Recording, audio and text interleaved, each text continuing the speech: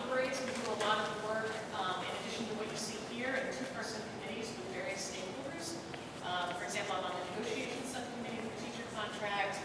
Mary and Mary were on the budget subcommittee this year, so they did a ton of work, put in probably 100 or more hours. So I had asked them to prepare to sort of start us off tonight with a summary of the process and how the year went and where we are at this point. And I did have one, I'm sorry, I have one official note to read. In terms of this year's budget, when we receive official correspondence via email, we are required to report it out and attach it to our minutes. So we'll do that, but I'm just going to read the lawyerly language that goes with that. I would like to report that the school committee received correspondence regarding tonight's meeting, and it was requested that it be added to the record. The law states that any document relied on by the school committee should be attached to the minutes of the meeting, and correspondences that were sent will be added to the minutes. We will not be reading them tonight, as it would limit the opportunity for those in attendance to participate in public comment. So people often weigh in person at this meeting, but we also certainly take emails all year long, particularly this time of year, in terms of what folks are looking for in terms of their budget priorities who cannot make the meeting. So I know we've received a number of emails. We'll make sure that those are attached to the minutes. And that's what the lawyer said I should read out loud. So it's usually not official. Now we're all official. So turn it over to Mary and Gary. So Mary and I have, we worked this year with two representatives of the FinCom and the Selectmen, Dave Gavin and Jill Steele from Selectmen, and Master Brogan and Jill from the FinCom. We had numerous meetings. We started off this year's budget request at 7.29%, and when we went into the February public hearing, or whatever, the town meeting, the Selectmen had given us 5.14%, which was basically, it ended up being $466,000 deficit anyway. We worked really, really well with the subcommittee over the year. I think it was a good working relationship. We got to hear each other because, again, any budget year, just like your home finances, you only have a certain amount of money to spend, and you have to figure out where the best place is and be fair and equitable to everybody. So everyone was able to hear each other and really hear each other and understand the challenges that we all have in the town. So about 2 weeks ago, we had a deficit of $466,000, and I have to really commend the Selectmen. We went before them one more time, last week I think it was, and because there had been, the town administrator had originally planned for a 10% increase in the health insurance premium, and lo and behold, they ended up doing a great job, and we ended up with $227,000 that was coming back to the town. And the town had obviously a number of choices that they could have done, but they gave the school department the full $227,000. So next time you see one of the selectmen, please thank them. By unanimous vote. So please thank them, because they had a lot of difficult choices themselves, but they figured that the money was best spent in the schools. So that definitely is, as much as we do have some tough decisions, boy, it makes them a little bit more palatable tonight as a result of that. So,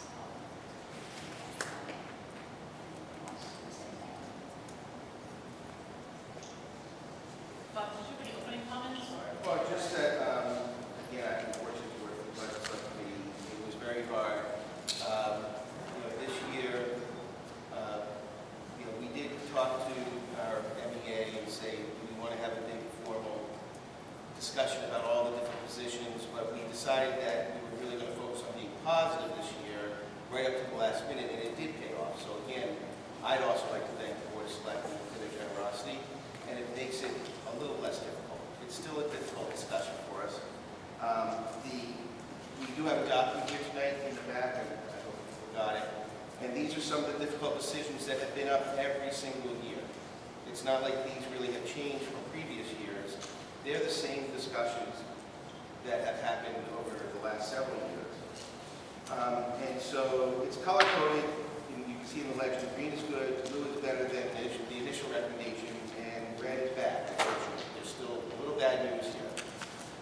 But these are the recommendations, and the budget subcommittee, as you can see in the left-hand, the the furthest right-hand column recommended on bringing back some of the positions where we had to give out layoff letters before we actually knew we had that extra money.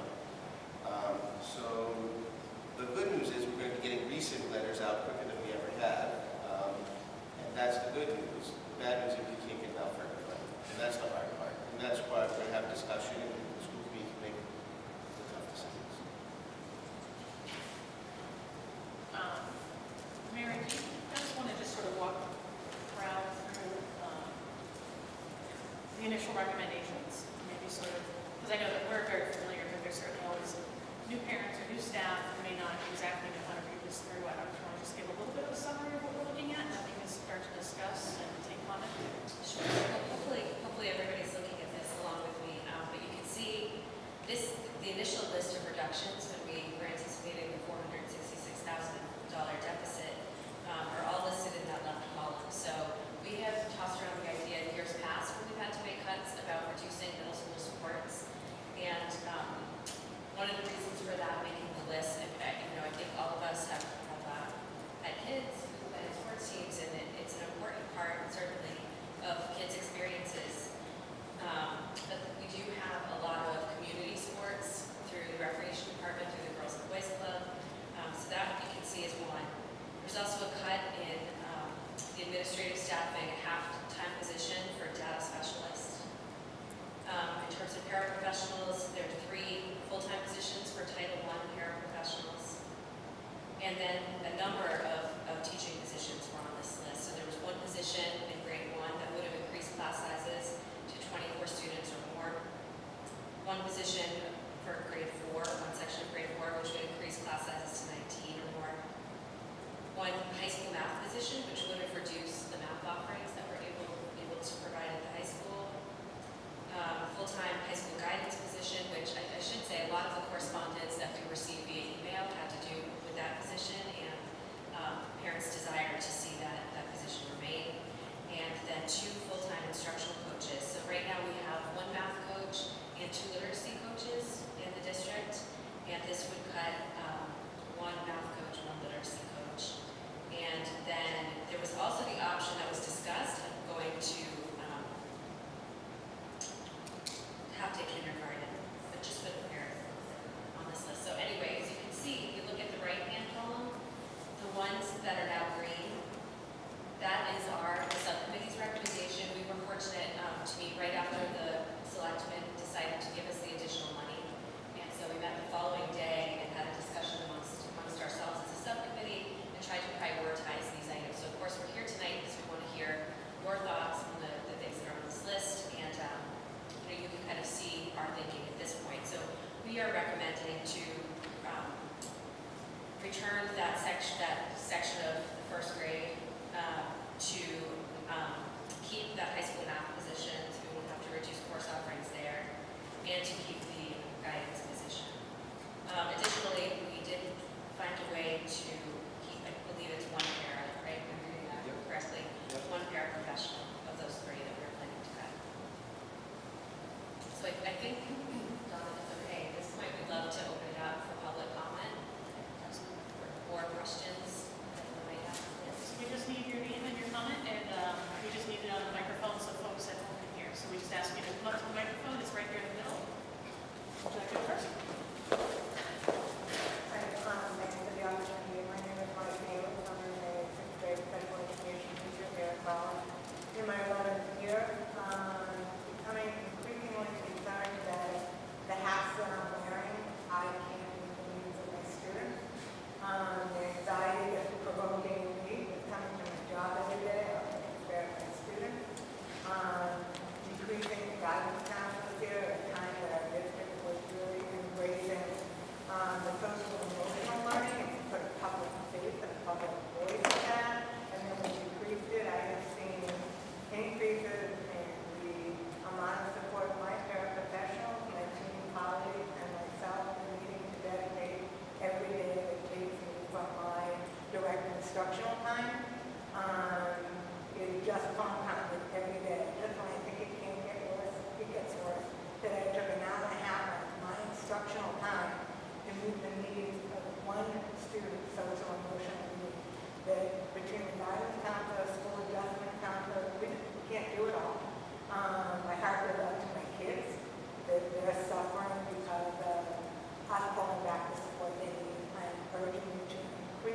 guidance support, Jack and Fowler can't do it. And also when compared to losing our coaches, being in education online for 40 years, I feel like we're going backwards again. I've seen things go in cycles. That while the younger teachers haven't seen, I'm like, here we go again. It's like I should still have my bell bottom and my love feet because they're going to come back around again. And our kids are suffering. My kids who really need support in special education, they're not part of the Title I program. They need the support of the coaches, especially now, but also in the ELA. And Terry done a great job here. Then I can't get the scores up on my own. I need that support. I need the support of having the coaching benefit to me as a lifelong learner and a teacher. So I appreciate any consideration you can give to put on the ground up is social emotional learning, let's bring back guidance and keep our coaches. Thank you. Thank you very much.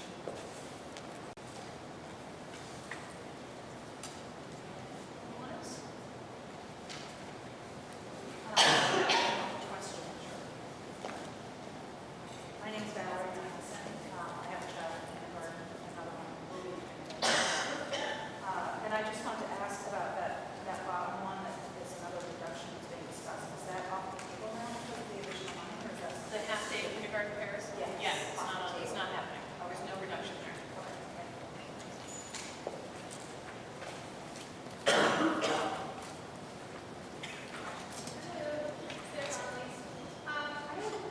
A little bit ignorant to the Title I paraprofessional situation. Are paraprofessionals the ones that implement the Title I program entirety, or they help you support other staff that are doing it? So the Title I paraprofessionals are usually students provided math and ELA to grades K through 5. What exactly do those positions look like? Who are they? So, the title, yeah, I can help answer that. The Title I paraprofessionals do some direct instruction at the guidance of the coaches. The coaches help train them. They do some support. The coaches do some directed support of students in the Title I program as well. So they all do a little bit of everything. I don't know if we have some coaches in the audience, if we want to talk some more about that. Right now we have 6. This would reduce it down to 4 because we had 6. I'm sorry, this year we had 6. Using 3, we reduced to half. But because the budget subcommittee decided to bring one back, there'll still be 4. And so it's still a significant cut. But I don't know if any of the coaches would want to speak some more about the details of their job, or I don't know if that was a good enough summary, but I know they're doing everything. The coaches are they're coaching the paras as well as doing direct instruction. And so say you're reducing the paraprofessional positions by 2, and it says in the impact reduce number of students provided math and ELA to. So we identify the students at risk, the number of students at risk, and so if you have less staff, then less students at risk will be getting extra support. Is that right? And then what, the 2 instructional health coaches for the coaching model capability, what is that? So we have 3 coaches right now. We have 2 literacy coaches, 1 math coach. And And are those split between Fowler and Green Meadow? yes, Okay. to some degree. And so now what would happen is if we lose 1 math coach and 1 literacy coach, we would have 1 literacy coach left. It would be split between math and between Fowler and Green Meadow. So you do this in math and We do. entirety. So, and that is not for Title I, that's separate, or they also. Well, so technically Title I is a title grant. It's a grant funded. So really only one of those coaches was funded through Title I funds. And Title I provides support for the students most at risk. What we try to do is expand the coaching and expand for more students who will be identified at varying degrees of risk. What's going to happen now is it's going to go back to what the federal government says, which is this is how much you can afford. This is 1 coach for the kids who are at most at risk.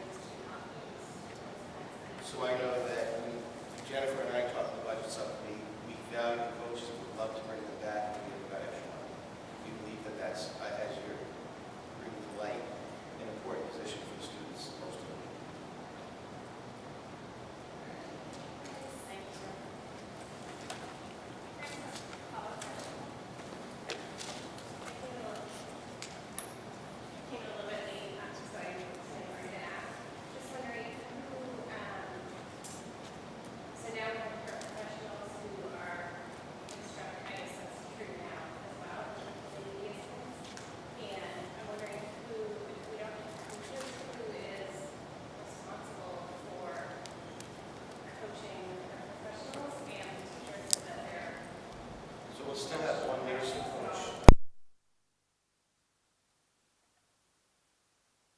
Here, she's going to be a little late, but she would work with the coach to figure out how to divvy up the paraprofessionals based on the need, as far as the buildings, but we still have one outstanding coach who's been doing it for a long time, and she and Jennifer will be working on figuring that out.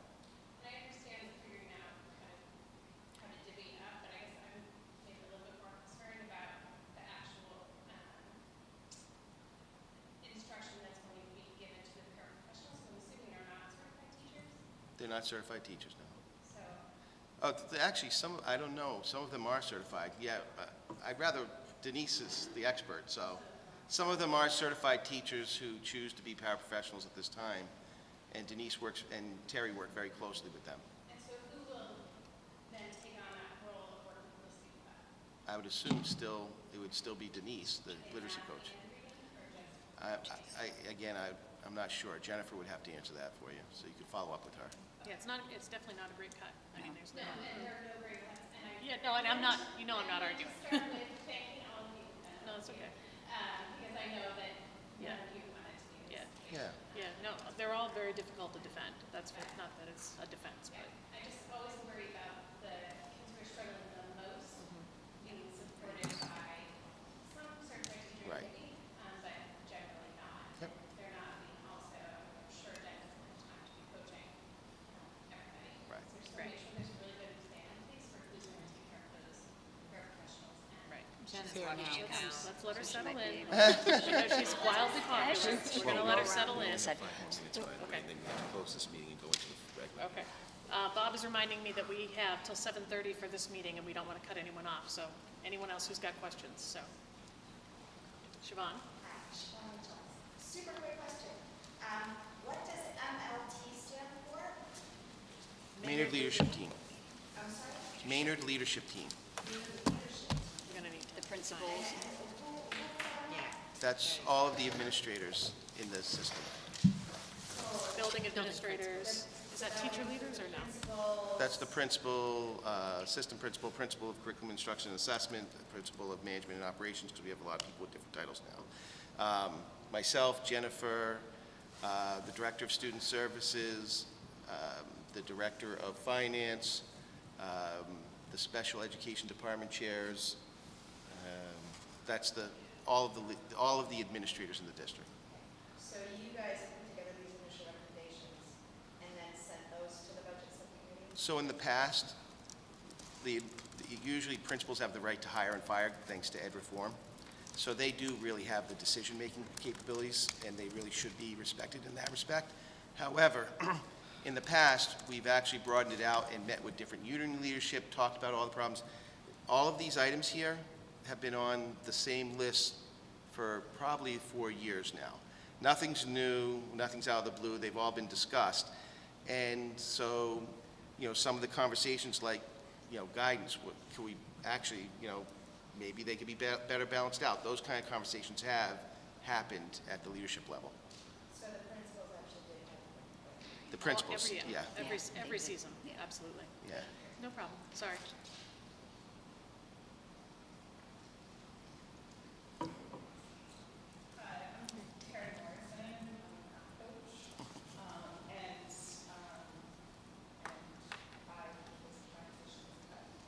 And so I thought that one of the things I wanted to do was come and talk to you about what a math coach does, because there's kind of a lot of confusion, I'm sure, among you, among our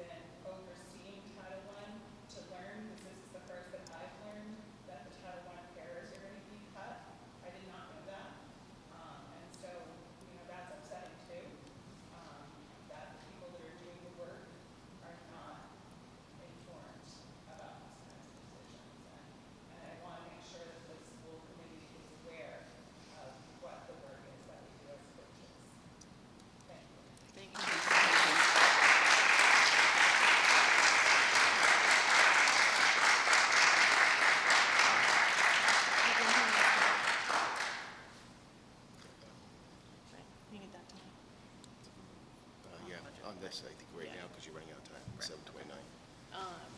So this budget hearing is from 7 to 7:30. While I don't want to cut anyone off, we can take a few more quick comments, but we at some point have to close this and go into our open session.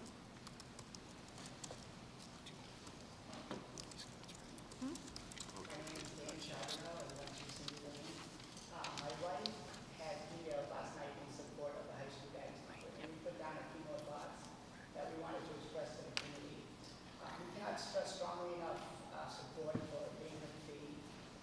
Our family and daughter's situation is not unique to being in high school, and Dana has many students in her care similar to our situation, but she never puts us off, fails to get back to us, ignores us, or lessens the importance of our feelings. She cares for many students while making each one feel as though they are her only priority. Quite literally, she saved our daughter's high school education and career. Our daughter has diagnosed anxiety and depression and has had it for several years. And some days it is very difficult to get her to go to school. It is not the academic aspect of school that is so difficult, but rather the social piece. Ms. McPhee understands this and knows our daughter and provides a safe place for her. Ms. McPhee is the first person I've ever seen each day at school and checks her anxiety levels first thing. She also checks in several times a day to make sure that she is okay. And if not for all the effort by Dana, our daughter would not be at Lincoln High School today. We don't know what we would do as an alternative because she has been in a few other programs outside of school and has not thrived or been successful at all. Education today is far more than books and learning. It is certainly learning, but it's also, there is the social, emotional, and mental health piece. It's the whole student approach, and Ms. McPhee is very aware of this and is very good at what she does. It would be a tragedy and a great disservice to the students of being at high school if she was not there. Thank you. Thank you very much. Can I just ask one question? When do you actually decide on Tonight. Right now. Yep. We can say pending any more money from the state in June, but I don't, a lot of what we're doing, just so everyone kind of understands, and it may not seem this way, is to be very fair to staff whose jobs are not guaranteed. I know it is probably the last thing you think we think about, but it's probably one of the first. It doesn't come across that way, but if someone's job is not guaranteed because we lack the funds, we need to let them know. So that doesn't come across because of, you see us wrestling with the decisions and listening to everyone, but until we know what we're going to get from the state, we have a rough estimate. We now know what we get from the town. We have to draw the lines and be fair to the employees. So And tonight, that's where this timeline comes from. and the other thing is, tonight, I'd like the school committee to tell me which letters to rescind, because I've already given off the layoff letters to some of these staff members, and so if there is good news to be had here, I'd like to be able to deliver it to the staff that I could deliver that to. Right. So that's why I'm asking the school committee to Right. vote on whether this is the final decision Right. for now. Ann? And the teacher agreement and also a citizen. At any point were administrative costs considered in this reduction? I know we have a different model than most towns. We have 3 principals between 2 schools. And I know in that packet that was handed out, the proposals, we did some comparisons to other towns. And I would just be curious as to know what their administrative model looks like at those smaller towns, because it seems like it always kind of comes down to what's being cut for the teachers, and we don't serve on the MLT, so, I mean, I'm sure administrators want to cut themselves. And then point. the other question I have is, we also have a consultant that is hired to assist the administration, and I'm just kind of curious to know, is that consultant going to stay on as a budget target? So I would like to point out that since I've been here, we've continually reduced administrative staff. And on this document, we have a full-time position that's being reduced to a half-time position. So I had to have the difficult conversation with that employee as well, as an administrator, that it's being reduced down to a half-time position, which will fall on other people in the district, what's not being done by that person. And we did consult with the MEA president about these cuts in advance, but as we said, we were trying to focus on the positive and not go through the process we went in the past where we had lots of meetings about this and we scared lots of people in advance and we lost lots of staff. As far as the administrative staff, it's been reduced just about every single year. It's less than the percentage, the state average. I know Michelle's looked at this before as well, so she could probably speak to that as well. And I do know that there are teachers and concerned that there isn't enough building level administration. So if anything, we've gotten so lean that we've had a struggle this year with student discipline and other things. So those are concerns that have all been considered. I mean, I can speak to that a little bit, just that this is my third year on budget subcommittee. And last year when Dawn and I were both on budget subcommittee, we had cut so many programs and teachers the year before, so we really dug into the administrative staffing and compared ourselves to other schools. And last year, we were pretty persistent in saying we wanted to see some cuts there. And I mean, I will be stepping down from my role as school committee member at the end of June due to my family's moving out of town. But I do think it's something that, you know, I'd encourage, just obviously, like, because the MLT is made up of administrators, it's just a good question to be asking and something we need to continue to look at. I do, you know, have questions. I know the consultant position you're speaking of, that was a position when that person was an employee, that last year we said, you know, let's cut this. And we've asked questions about that. I mean, I can leave that to you all if you want to speak to that, of where the funding for that I can speak to that. is coming from, yeah. And I can speak to the role. So that consultant was brought back very specifically in consultation with the school committee for very specific reasons. We had our CPR, coordinated program review from the state, focusing on EL, and he had been doing that work, and so he was brought back for that. The vast majority of his time this year, however, has been as a administrative substitute for when our principals are out. So, and we could probably calculate the hours on that, but the vast majority of his time has been acting as a building principal, because we do only have one building principal in 2 of the buildings, and then the other one is split between the 2, which is a reduced model. Additionally, in terms of process, we, as an MLT, in the last 2 years that I've been here, we've had a variety of processes, as Dr. Girardi spoke about, where we invited many people to participate. This year, we had a conversation at the beginning with the MEA, where a decision was made to not go down that route collaboratively. The decision was made. We honored and respected that it didn't feel right for teachers to be debating which positions to be cut. And especially as these are the same positions that have been on the blocks ever since I've gotten here. It was the same conversation, so we respected that, which was why we went down the road that we did. Additionally, the MLT used the same process that we have used in the past, which is we start with protecting only those positions which are legally and contractually mandated. Which includes, as far as I'm concerned, the superintendent, the business manager, and the director of student services, and then anyone with contracts that goes forward through that. However, I'm a bit more lenient about looking at people with current contracts, including my own position. And my own position was brought forward for the last 3 years by myself because it was a fair conversation. So in terms of having difficult conversations, please don't think that anyone in that room is taking lightly any of these decisions. We certainly understand the impact that this is having on people. We understand the impact that this is having on students.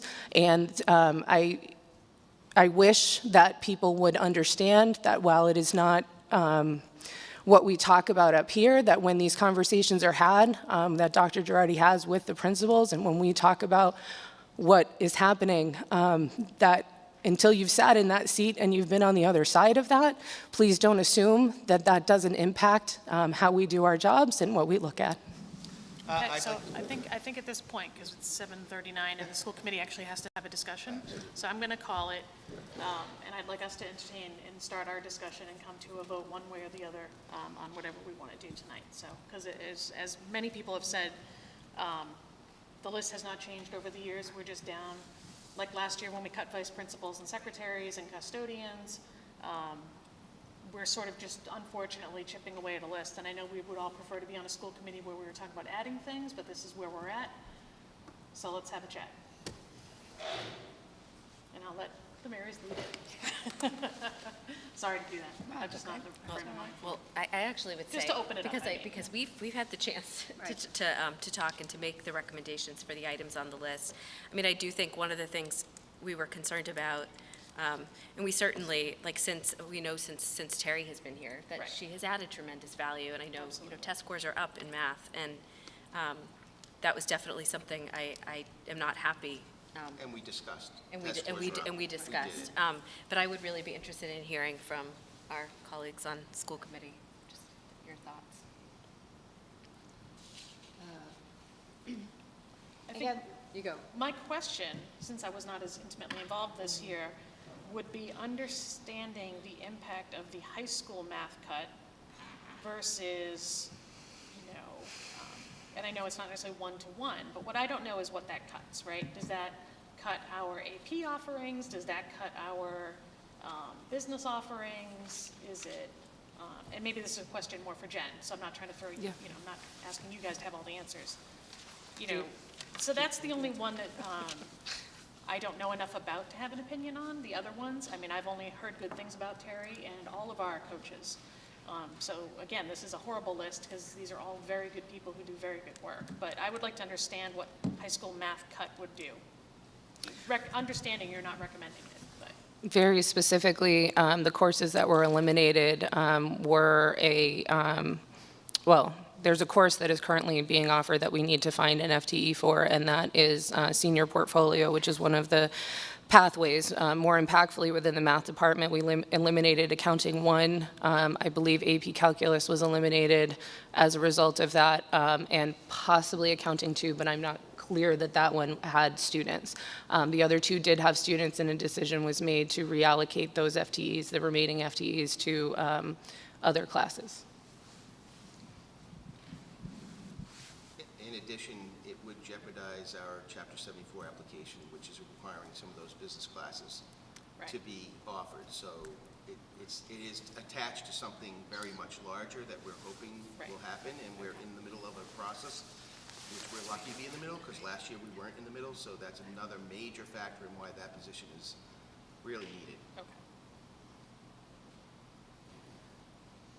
So we're looking at discussions or a motion, I'd say, at this point. Not putting anyone on the line, but just, I'll make a motion to approve of the FY19 school committee budget as presented. I'll second. So Discussion? we can talk. Yeah. We can further discuss. Just point of clarification, arriving late to the evening, and again, I apologize to the people who showed up on time. I had a professional obligation tonight. But what is the magic number that we're trying to get to? Was that clarified earlier? Because I know that that has been a sliding scale Right. recently. 239. Well, we just had to 239. reduce Okay. that number, Yeah. 230. Yeah. Thanks, originally it was 466, but then Correct. thanks to the additional money that the Board of Selectmen approved, now it's the 239, 628. We also should say, too, Chairman De Silva for the Board of Selectmen sent a nice message just saying, he's like, I really hope we can find another 200,000. And I know the town wants, would love to give us that money if they can find it. But that's where we stand right now. So, two things that occurred, just, one is that we are also painfully aware that depending on when that money might come in, people need to make decisions. So, it's very rarely, as much as it's, we will not turn money away, to get that money in June does not help us. Doesn't help us now. Just now. Right. With this situation and making sure that we're retaining people that we know we value. So do you want to just recognize that? And I think that's also another reason for considering a program like sports as opposed to a person, which was discussed in a prior meeting as well. Though no one wants to cut sports either. The one other thing that I did want to ask about, and forgive me because it is completely not even on this list right now, and I just want to understand the the reasoning. And I don't think it's gonna end up, I don't know how it's gonna be able to impact any of the discussion, but I know that we ended up cutting custodians last year, and there were many people in the community that came to speak for them and on their behalf. And the one thing that does stick in my mind, that when you're trying to make these feeling like they're ridiculous decisions between different people that contribute very valuable things, was that they were, that we were significantly higher than other districts of similar size in our custodial staff. And so I just wanted to hear if there had just been a decision like, let's give them a break for a year. I know that, Aaron McCloskey, as you know, runs facilities and DPW for the whole town, and now that's sort of more in his, I forget exactly whose budget line it falls under now, but I know we've contacted him to talk about that, what is your plan for staffing and what are you looking at? But I think what's not necessarily clear is, let's say, if he were to change his staffing, and I'm not trying to imply that that's going on, I think it impacts his bottom line, not ours, because he's overseeing that. And I could be wrong, it could be 50-50, but. We have a clarification down here. Oh, okay, thank you. So although the town manages our custodians, we actually still. It's still in our budget? It's Okay. totally in our budget. The only thing that moved to the town budget was the one grounds position that we had to give them. That's the one I'm thinking of, yep. But can I add, because to your question, I have discussed staffing with Aaron, and there are thoughts going on, but at this time, I felt it made sense to leave things this year. I do think he's going to be taking a look at that next year. But also, to answer the questions that came up before, why does it seem like it disproportionately falls on teachers? The teacher's salary line item is the largest line item in our budget. So that's why when you have to reduce things, it's disproportionate that we have to reduce more teachers than other positions. And you get to a point, we heard, as you said, a lot of testimony from, even an impassioned testimony from a student about the custodial staff. You get to a certain, and we've now heard at one of our meetings, and actually through the school improvement councils, that they want to add administrators, not reduce them. Because we reduced them this year, and they're saying, no, we want to add them. So you get to a certain, when you have small groups of employees, like custodians, administrators, secretaries, you can only get to a certain point, and then you have to stop. Otherwise, you really become a dysfunctional system. And so that's why, even though it was considered, and I did have conversations with Aaron, I'm trusting that we're going to continue those conversations and into the next year. For other reasons, it made sense to wait this year on what we consider the custodians. So that's my answer. So if anything, I think what I'm hearing is if any savings are realized, it's still nothing we can know for tonight. Absolutely. Okay, and But that's a great clarifying question. and I don't mean to put, Yeah. but, Not easy. yeah. We want to consider everything. Yeah, Yep, it's no, I just- think that makes sense. All right, so motion is on the floor. Any further discussion? All in favor of Mary's motion? Reluctantly, yes. So, motion to close the public hearing. So moved. Second. All in favor? All right. And Justin, if it's all right, I'll turn it over to you to run the meeting. Sure. Give me a moment to We will officially open the regular part. shift here. We'll call it the regular school committee meeting. First item on the agenda is approval of minutes from the last meeting. Motion to approve the minutes from the April 12th meeting? Motion's been made. Do I have a second? I'll second. All right. Motion's been made and seconded. Any questions or discussion? Hearing none. All in favor? Motion passes 5-0. Thank you. Chairperson's report. I will freely admit that at the moment I'm quite scattered. I do want to hopefully echo the message that Ms. Capello opened the meeting for the budget hearing with, is that I was really pleased and thankful for the level of email communication that I received over the last 24 to 36 hours. It was very thoughtful, it was very well supported, and more importantly, it was very collegial. I was really pleased that the committee, or the citizens that reached out to us understood the difficult position that we found ourselves in. There were some excellent suggestions and clarifying questions that were asked, and I was just really thankful for the level of engagement, because all too often it's either A, not civil, or B, just not there. So to have that level of dialogue, and I did my best to personally respond to everyone that reached out to me over the last 24 to 36 hours. I was just really thankful for that. Yeah, sorry, like I said, I'm a little scattered tonight. I think that's all I have for the chairperson's report. So, Bob, I'm coming your way for superintendent's report. I'd like to start off by saying, by the way, Justin, your obligation was Alice training, and when you spoke about that at the last meeting, a lot of the safety committee was like, awesome, our school committee members have been shot at just like we have been. And it is very traumatic. Our safety committee said it's a very traumatic thing, so I understand why you're, I'm having a pretty massive adrenaline crash after Yeah. 2 years of 2 hours of simulated intruders and barricades and running and communicating, all of those things. Like, I'm very happy to be here. This is much more pleasant for me. But my hands are a little jittery and my thoughts still aren't super clear. So Dawn, thank you for picking up the slack. I really appreciate it. So I did want to talk, though, about, at the last meeting, we had a Green Meadow parent who expressed concern about our preparedness for active shooter incidents. And they also expressed a concern that parents haven't been informed on this. And so, and in addition, we actually had some GM parents on social media expressing these concerns. So myself, Sean Perham, who's the safety committee chair, and Charles Gabron, who fills in whenever he can, and has had an interest in safety for us.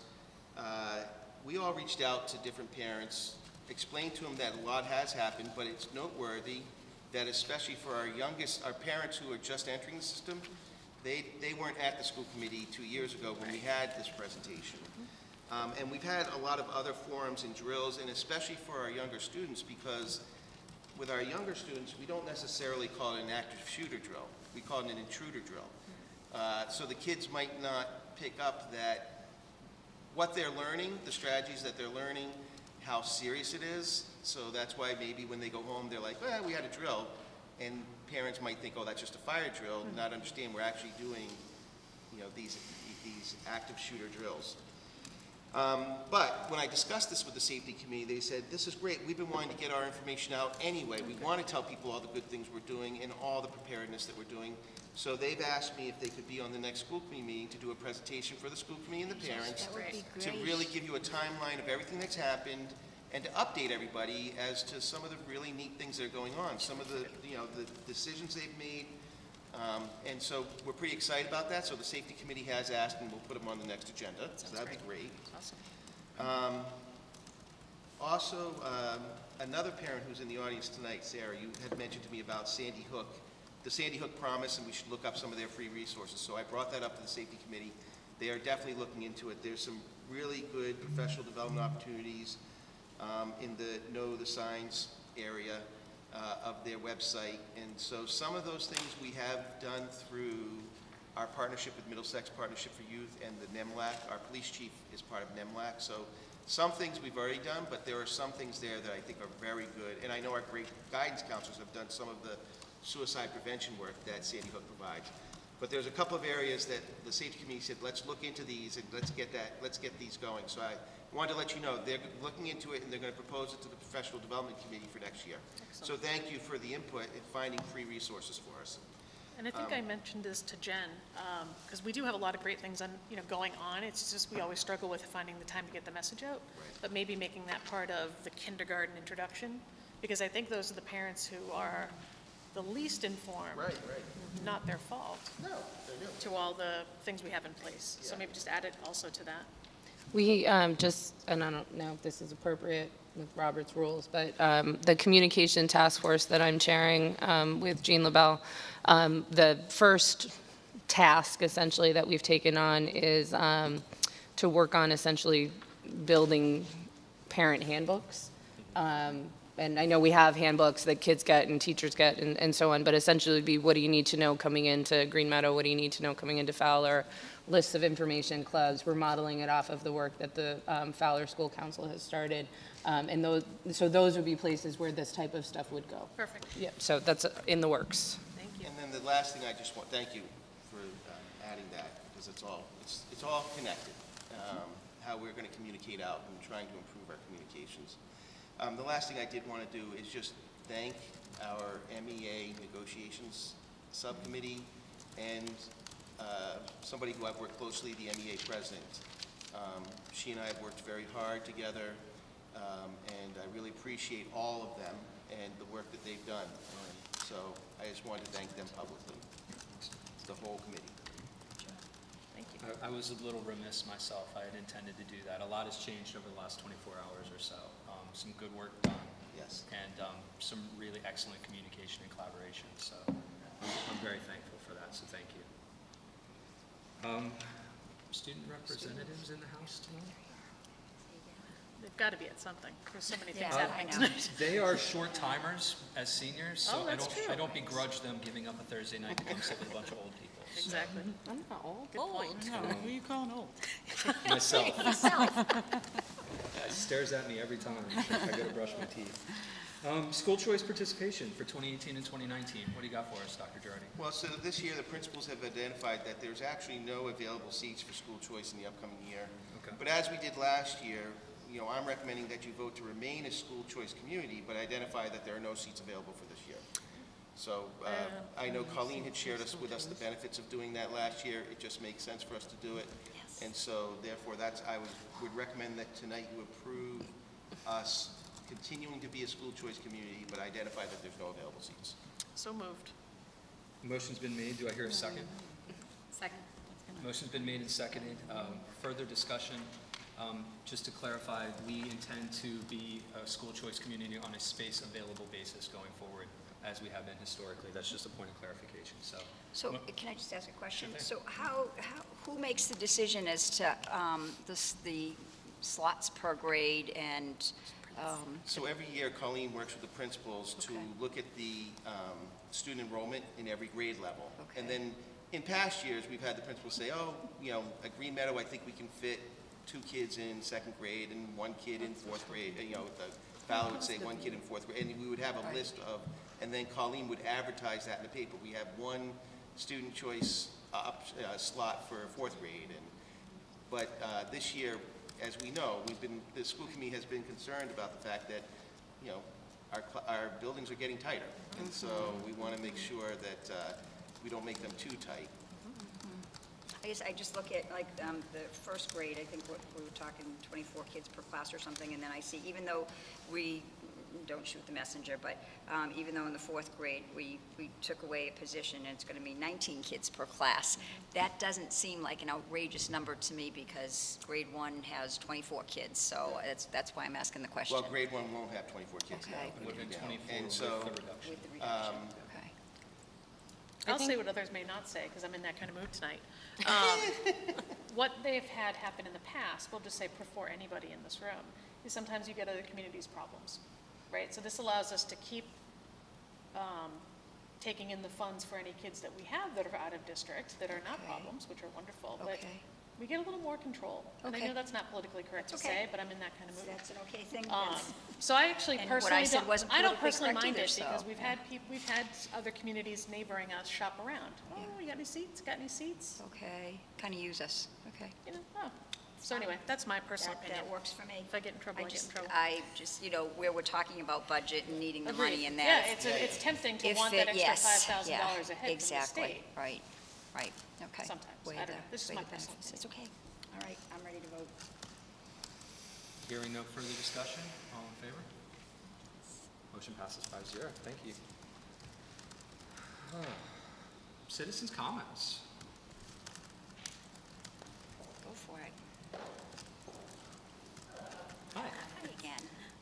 I just wanted to publicly express my concern about the size of the immersion class that you're attending.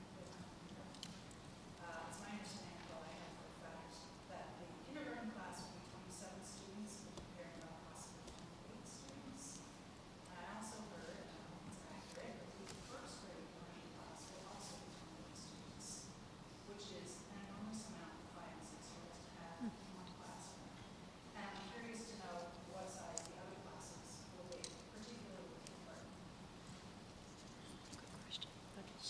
guys have the numbers. I don't know if we have the numbers. Jennifer, I know you've been working with Yeah, the schedules. she's frantically using Pulling her up the touchpad numbers. over She's here, trying to so- use her touchpad to Okay. pull up the numbers. Very good. We did model having larger class sizes at the lower grades after other districts who have immersion programs, because there is attrition over the years, and we've seen it in our other classes. So it does level off over the years, and it has worked in other districts, so that's why we're modeling it after other districts. But Jennifer's going to... understand that's the part of the rationale for doing that, but I think it's to the detriment of those students. I mean, from what I have read, there is debate over research of class size and how it impacts students, but that there seems to be a clear indication that the younger grades, that small class size are more appropriate.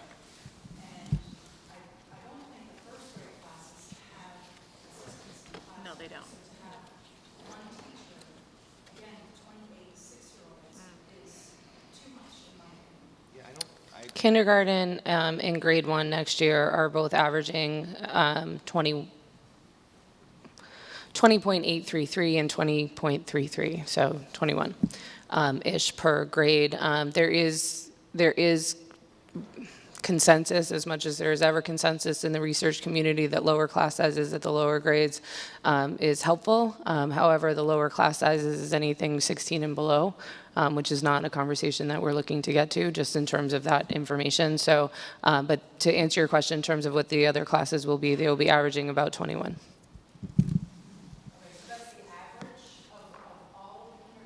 No, of Yeah, just they're the English non-immersion classes. classes. Yeah, we always split that, so there's no confusion, just so you know what she's talking about. 21 for the English, yep. Yep. And I think Scott, did you see the immersion at this first grade level? How many are in that one? I didn't think it was that high. we had talked about increasing because first grade is Oh. the last year that we can Oh, that's add right. folks That's right. to that program. And we have the waiting list, and parents actively want to be added on. That's the Correct. hard part too with this. Right. Gotcha. Is that we have a waiting list every year, and parents actually want to be part of it, so. Yeah, that's the difficult But decision. it's fair that you voice your concern. Don't feel not, Yeah. it's not always awesome news, but we do want to hear what you think. Sarah, did you want to jump in? Can I just ask, is it 28 or 27? We were looking at 28 based off of the recommendation of Millis, which is what their immersion classes start at, Do they start in first grade, however? kindergarten. They do start kindergarten. In Millis, right? Yeah, in Millis, I think they do start in first grade. I think it's Mendon Upton that The starts. immersion, I'm sorry. Mendon My Upton starts in apologies. kindergarten, so that was one of the other districts we looked at as a similar district. My apologies. Piggybacking on the same subject, and my perspective comes from being in the kindergarten class a lot this year, volunteering, and possibly it is that group of 5, 6-year-olds, possibly not, but it, especially the first few months of the school year, was just outrageous. And regardless of there being a parent in that classroom, that parent was responsible for behavior issues, primarily not responsible for. She was like, her responsibility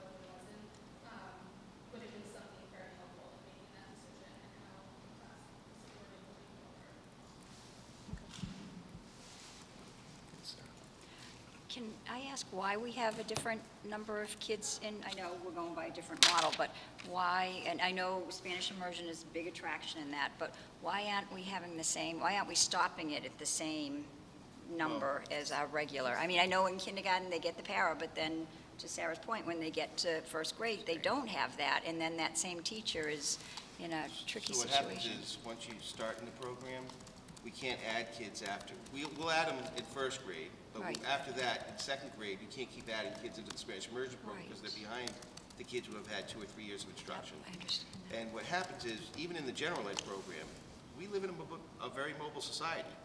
People move in and out of town, and so oftentimes in the immersion program, you will lose students along the way, and so through attrition, that class size starts getting smaller. And so that's why all these other model districts that we looked at start the immersion program at a higher number. And so we looked at the models, that's what they do because of the attrition issue. Okay. So What's our average for grade 3, 4, 5 for Spanish immersion? What do they dwindle down to? 23, 24. I can tell you. We don't have an average because we've only I'm sorry. had one every year. We're only had Each one class. per. Right now, we have 3 is at 24, 4 is at 19, 5 is at 20. I'm sorry. Next year's third grade will be at 24. Next year's fourth grade will be at 19, and next year's fifth grade will be at 22. I had risen that up. Rose. It's tricky. I'm just wondering if, so there, these aren't the only concerns that I've heard about any class size being that for kindergarten and with the small children. So is there something that you'll be able to do to try to help both the teacher and the parents and everyone as this is coming forward, like being able to put some sort of plan in place that will help increase the confidence of the families involved that this will work out, as it were, and maybe perhaps based on tips from the other districts you've been talking to. Yeah. But I mean, I think it's important to note that 25 to 27 is not unusual in an elementary class in this region. So, I mean, yes, we can certainly do all of that, but, and we've said this before, and I know Maynard wants to be Maynard, and we value our small sizes. But as we've said in the past, when we've talked about increasing class sizes and all of the programming, this is not unusual in other districts that do it well. And we continue to work with our teachers and our paraprofessionals on how we can support the needs of all students in all of the classes, including bringing in multiple resources so that they can try different things and try different strategies to help the students feel supported. So we will continue to work with parents and families and teachers, but I think it's important to note that this is not something in immersion or otherwise that is unusual regionally. Thank you for the clarification. Other citizens' comments? Meg, I saw you approaching the microphone a moment ago. So I'm Meg Sullivan. I'm the president of the Maynard Education Association. I'm a teacher here at Fowler, and I live in town as well. So I want to also reciprocate appreciation for the ability to work together and come to an agreement between the teacher's contract and the school committee. And I also want to sort of hope and encourage that there's a collaboration moving forward. Mary heard what we said about the selectmen hoping that there's more money and hoping that there's more money in June.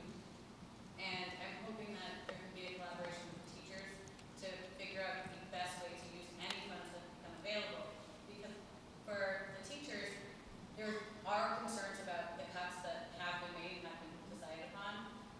We are aware as teachers that there is an importance to social emotional learning, and to hear of a guidance counselor feels like it went in the face of that. It was being cut.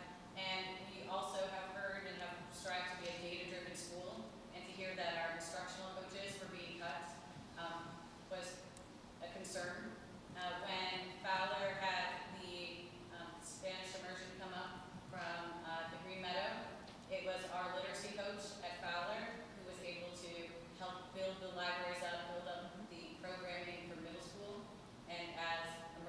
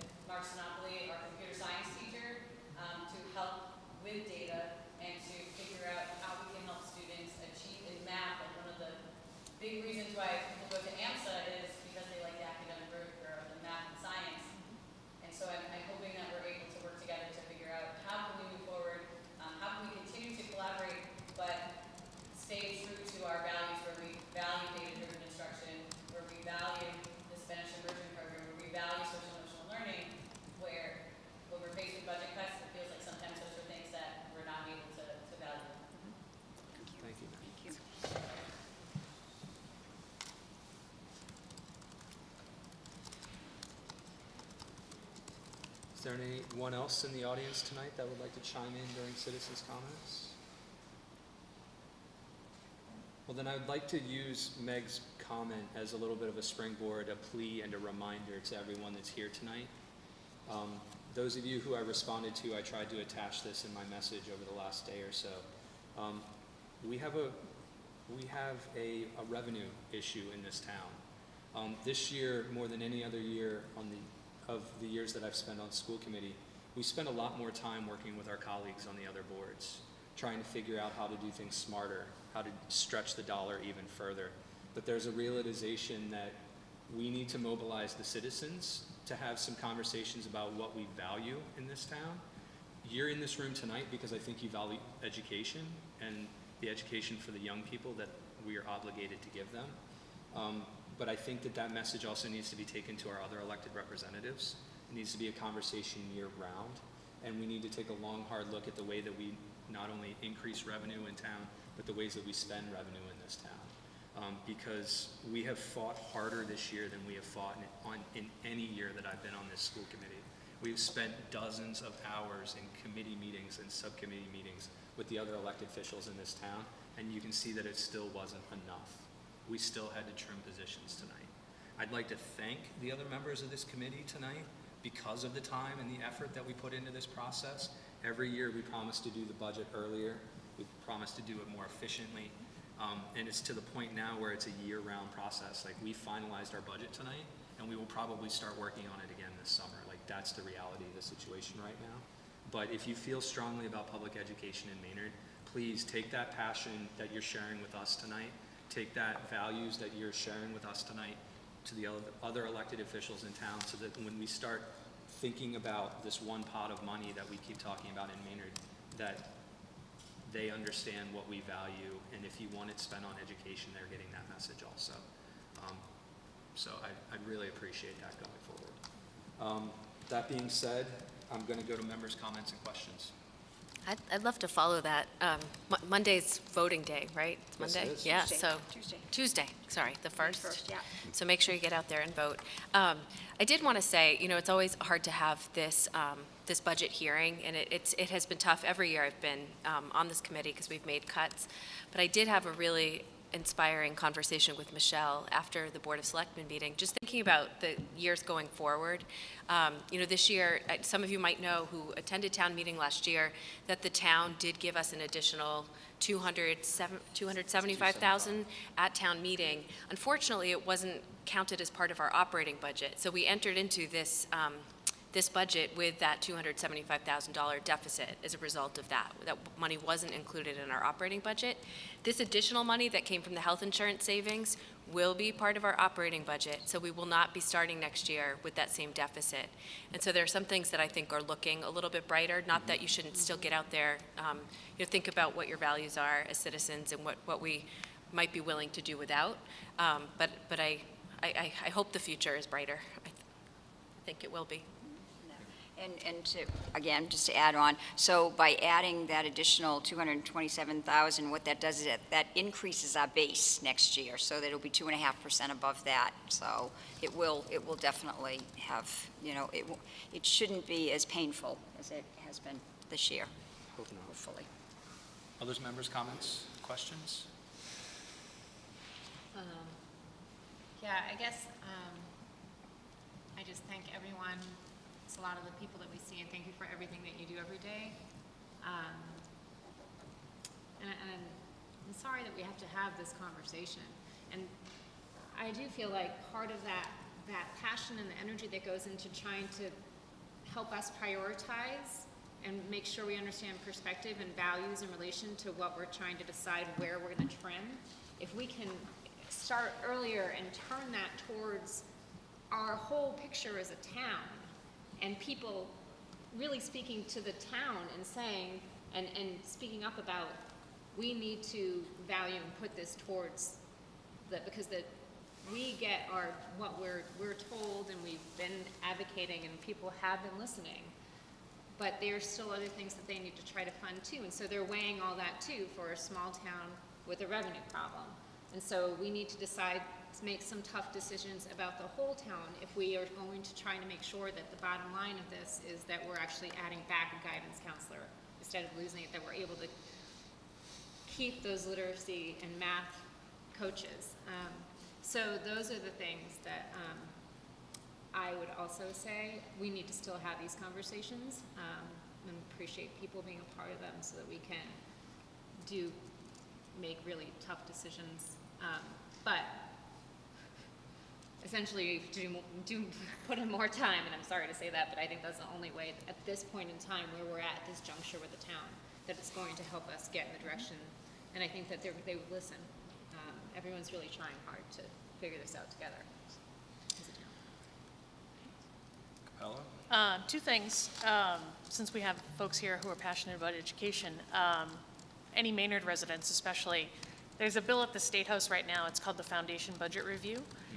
Anyone who is bored and has time and energy, contact Kate Hogan and Jamie Eldridge and ask them to support all of those efforts to move that forward, because part of the hole in the education funding is coming from the state down. So we have excellent representatives in Kate and Jamie, but they need to know what's important to us. Today I saw Kate doing a great job fighting for, particularly today, for senior citizen funding, and I would love to see more parents contact her and Jamie, and we really need some of the money that the state is recommending. I think I want to say, are we, as a state, $1 billion underfunded in education over the last 10 years?